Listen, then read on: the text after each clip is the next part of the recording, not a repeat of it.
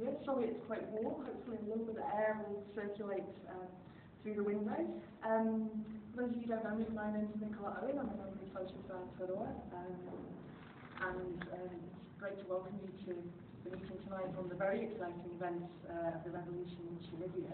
We've got two speakers tonight. Gerald, who's a long-standing activist who was a member of Socialist worker in the UK and has recently arrived in New Zealand, and Gerald Perreira, who's an activist based here in New Zealand. They're each going to speak for about 10-15 minutes on the revolution in Tunisia, and there'll be plenty of time for people to ask questions and make contributions from the floor. So without further ado, I'd like to invite Paul to speak on the revolution in Tunisia. Don't clap, just throw money. No. Well, kind of where to start really. I mean, they say never start with an apology, so I won't.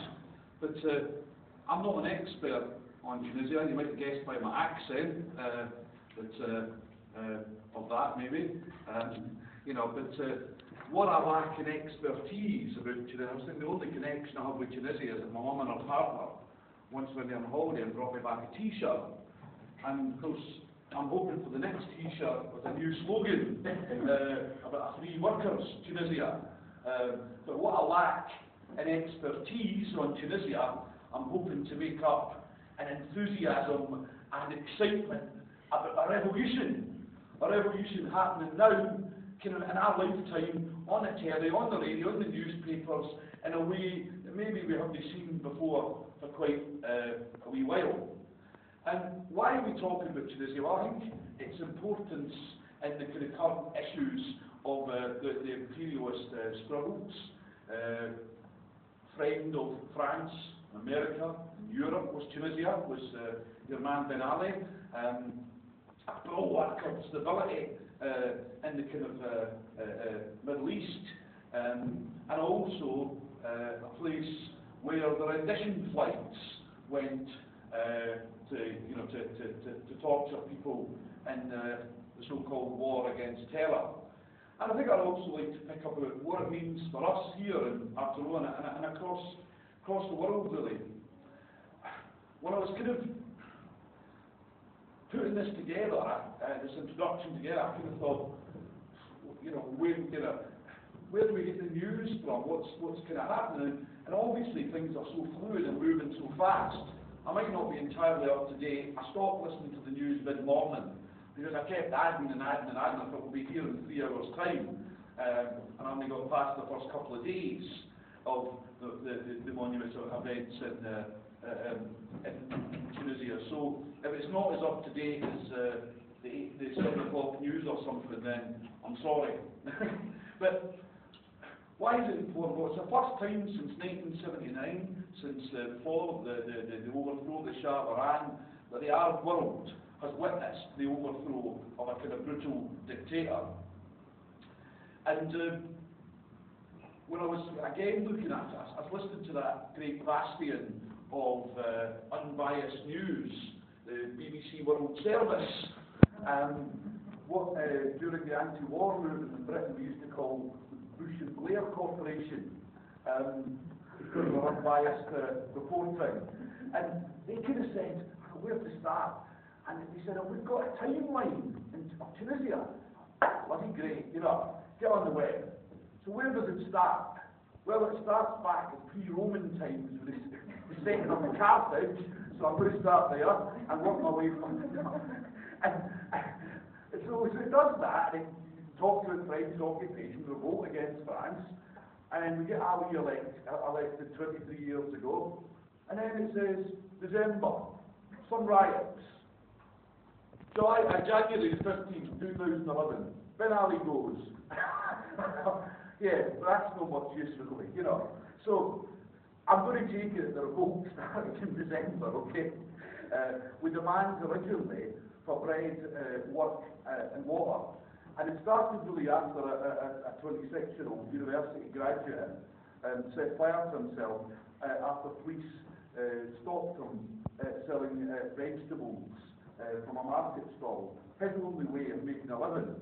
But what started with these economic demands soon merged with political ones, and the slogan for the protest became bread, education and liberty.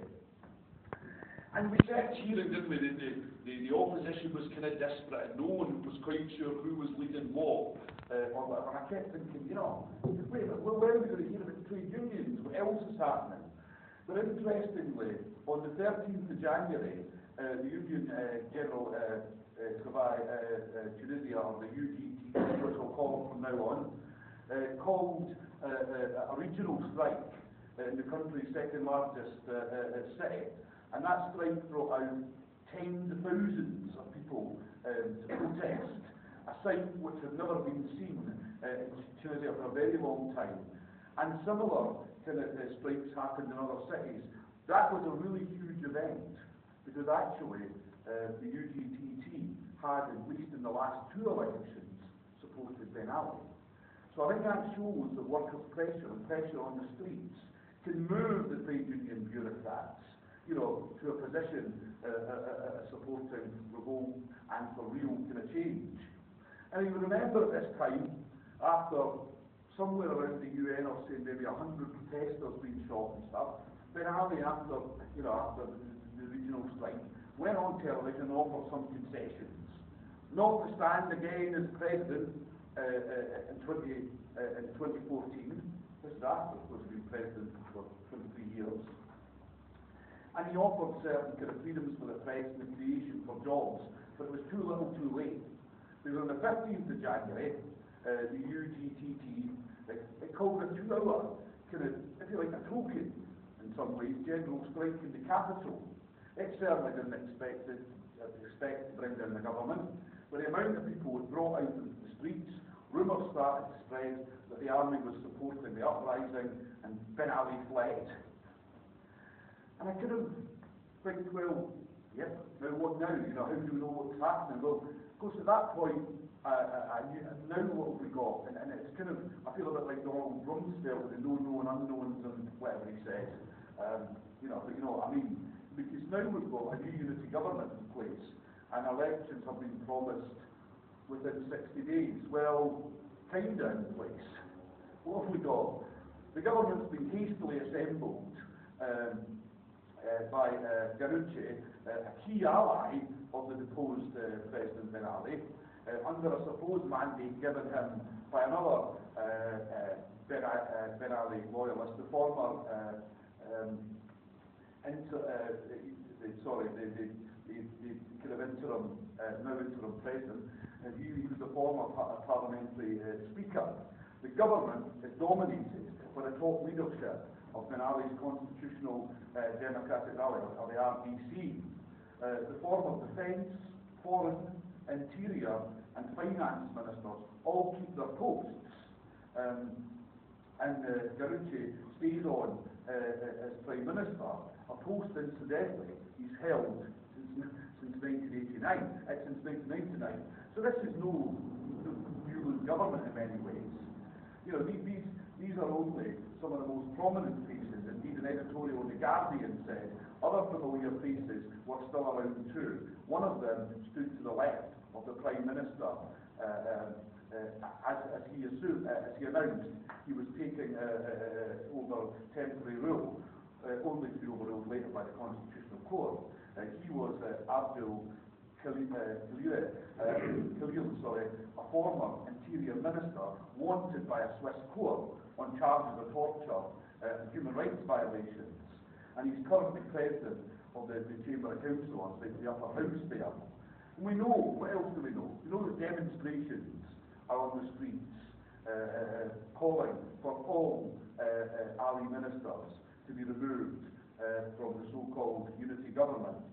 We know that 4 Labour and trade union movement junior ministers of the government have resigned, bound to public pressure on the streets, calling for there to be none of the cronies of Ben Ali in the government.